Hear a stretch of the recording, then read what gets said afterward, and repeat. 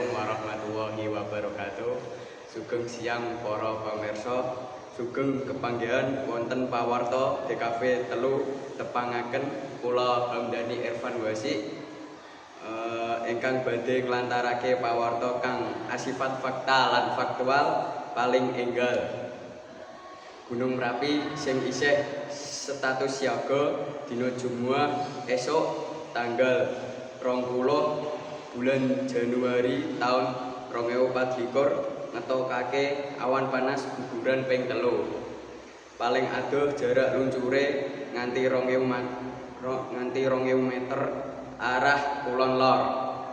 Miturut laporan Balai Penyelidikan lan Pengembangan Teknologi Kebencanaan Geologi BPPTKG Yogyakarta, awan panas guguran kamping pisan kaluar jam 8:04 WIB kanthi jarak luncur 1500 meter. Banjur jam 09 WIB awan panas guguran kaluar kaping pindho kanthi jarak luncur 1800 meter.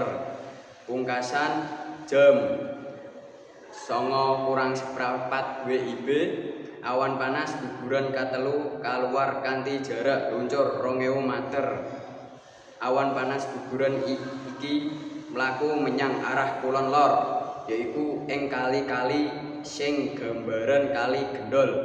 Pihak BPPTKG ngelingake marang masyarakat supaya tetep waspada lan ora nindakake kegiatan ing wilayah-wilayah sing diwatesi kanthi radius aman sakiwa tengene Merapi.